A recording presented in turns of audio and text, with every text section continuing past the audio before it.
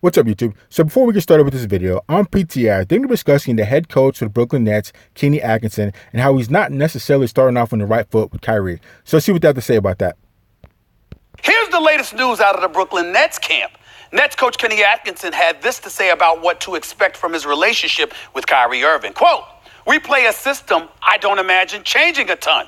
You'll have to ask him that. I think that's part of the reason he was interested in coming here.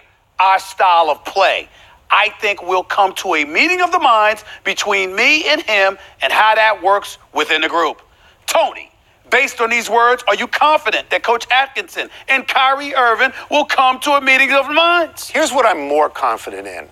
That the first guy fired is not going to be Kyrie Irving. It's going to be Kenny Atkinson. And I want to like Kenny Atkinson. Right. He's a Long Island boy. Right. I mean, I want him to do very well. It's hard to coach Kyrie Irving. A lot of people have found that. It's hard to coach Kevin Durant. You bring people like this in and you talk about how your system is real good. They've won championships. Just refresh my memory. How many championships has Atkinson won at this point? 0. Okay, well, they've won championships. So when you take this position, which sounds like it's my system, and if you don't like it, what are you doing here? I don't know that's the right way to go. Huge. So that's definitely a mistake on Coach Atkinson's part. Now is not the time to be trying to flex your muscles as a head coach and show everybody that it's your way, the highway.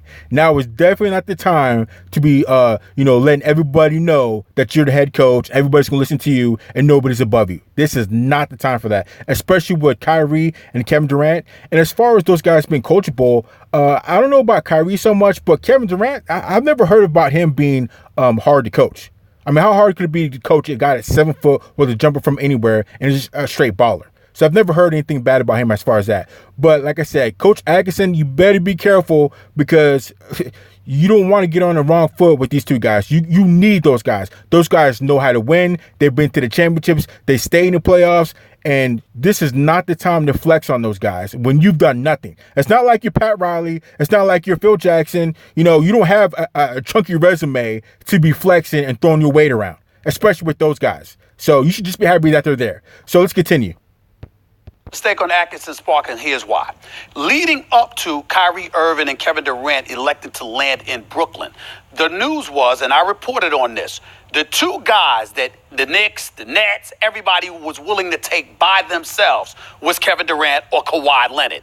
If you wanted Kyrie Irving, if you wanted Kemba Walker, it would be in concert with one of those guys joining them, okay? So by Atkinson saying what he just said, essentially what he said is, look, you ain't the creme de la creme. You ain't the prize that we ultimately wanted. It was Kevin Durant, because you didn't see him utter these words about Kevin Durant. Now, Kevin Durant is home in bed somewhere with his leg laid up because he's got the Achilles tear. Right. You didn't see him utter a challenging word in Kevin Durant's direction. Why? Because he's truly the franchise player. Kyrie Irving is a show. He's a special, special talent, make no mistake about it. But coming off the year that he had in Boston, there are some questions about him as a leader. There's some questions as whether or not you want him to be a face of a franchise. And Kenny Atkinson essentially went about the business of publicly admitting that before this man even showed up to training camp. That is not smart because remember, Kyrie is Kevin Durant's boy. And if you alienate Kyrie Irving prematurely, you have alienated Kevin Durant prematurely, which the Nets should not want. Exactly.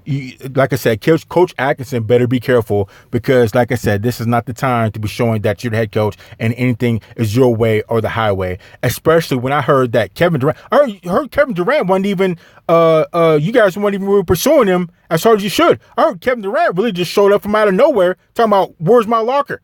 And you guys was dumbfounded. Like Kevin Durant went to the Nets because he's friends with Kyrie. And now you the head coach, you want to start static with Kyrie before the season even started?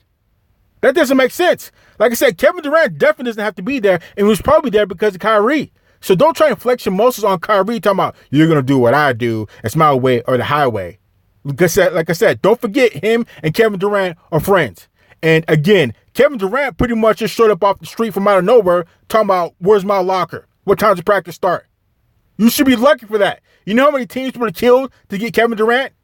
And you got him, and you guys won't even probably press him that hard. Or you were pressing him, but you probably thinking there's no way we could ever get Kevin Durant. And here he is, pops up on your doorstep, ready to go. Ready to go. And don't forget, Kevin Durant's going to be out 1 year, and it's going to be all Kyrie putting in work for that 1 year until Kevin Durant can get back. So you better be careful with how you treat Kyrie. You better be careful. So let's continue. That's a terrible prejudice Sure. here. I'm now rooting against the Nets.